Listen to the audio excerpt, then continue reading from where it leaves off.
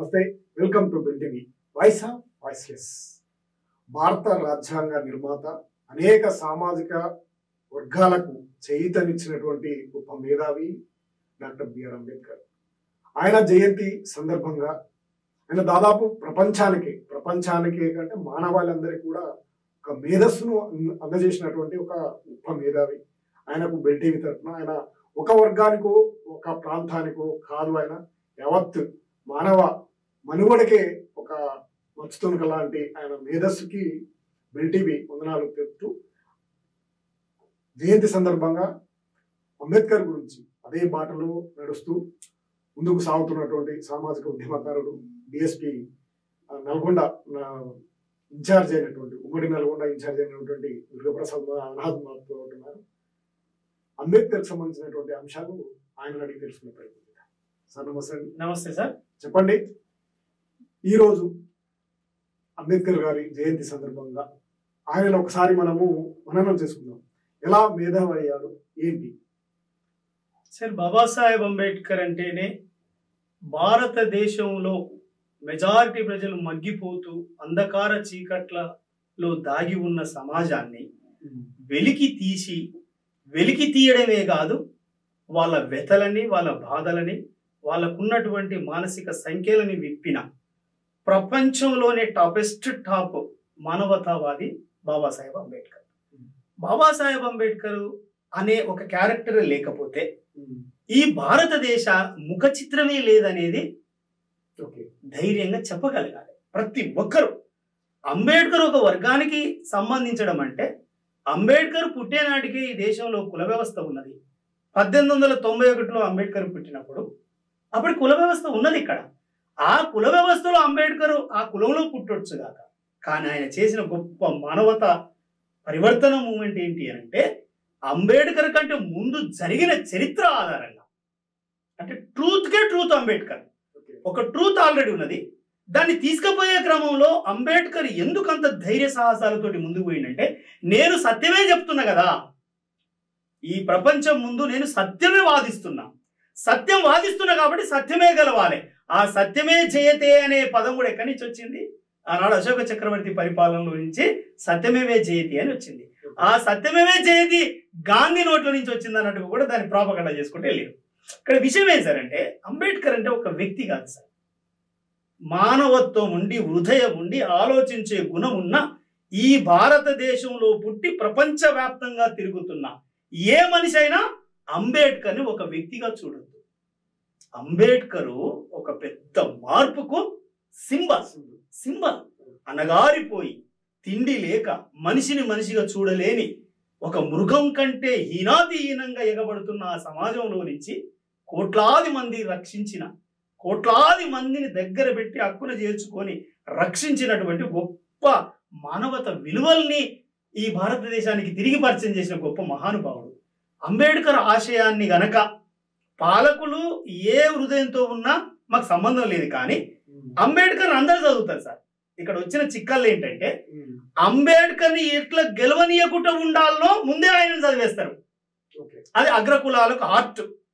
Ambedkar arguments ఆనాడు London round table సమావేశంలో 1932-31 ప్రాంతంలో, లండన్ అంటేనే పెద్ద వ్యవస్థ ఆనాడు, బ్రిటిష్ వ్యవస్థలో వాళ్ళ పార్లమెంట్లోనే అంబేద్కర్ ఆర్గ్యుమెంట్స్ చేస్తుంటే ప్రపంచం ఆశ్చర్యపోయింది. అసలు ఏంటి అపారమైన మేధస్సు ఎక్కడి నుంచి వచ్చింది ఈయనకు అంటే, సమస్య ఎంత పెద్దగా ఉన్నదో దాన్ని అధిగమించడానికి అంత శ్రమించిన ఒక మానవతావాది బాబాసాహెబ్ అంబేద్కర్. ఆయనని నేటికి కూడా ఆయన చేసిన రాజ్యాంగం ద్వారా, ఆయన చెప్పిన విధానంలో భారతదేశ ప్రభుత్వం, భారతదేశము సర్వ అంగాలు పనిచేయాలి. ఆయన ఇచ్చిన గిఫ్ట్ అది, మనందరికీ హృదయపూర్వకంగా గౌరవంగా బతకమని ఇచ్చినటువంటి వరం అది.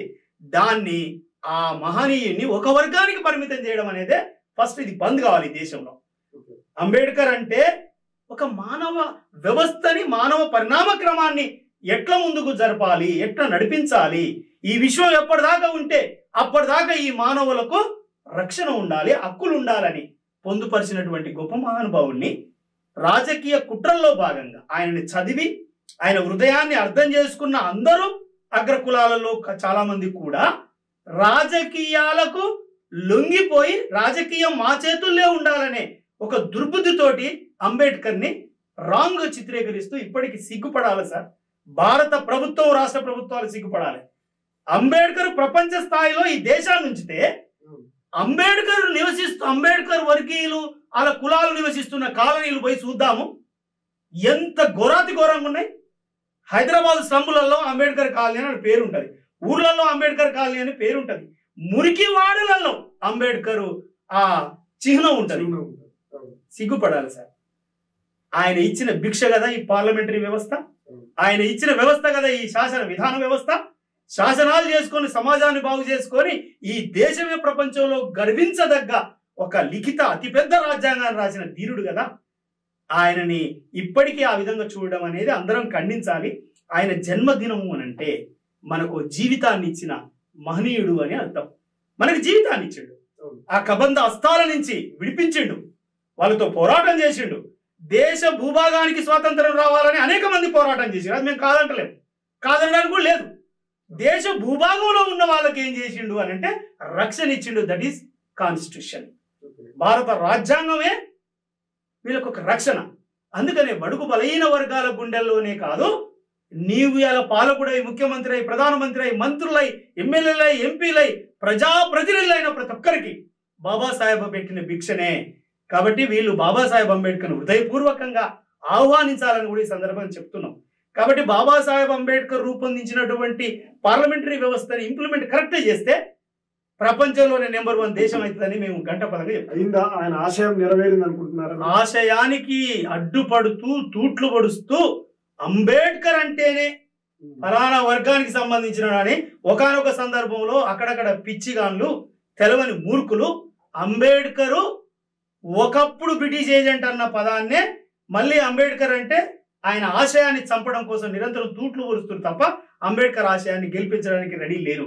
కాకపోతే ఈ మధ్య కాంగ్రెస్ పార్టీ అక్కడక్కడ సందర్భోచితంగా అంబేద్కర్ నామస్మరం మేము అంటున్నాం, ఎందుకంటే వాళ్ళ అవసరం కాబట్టి.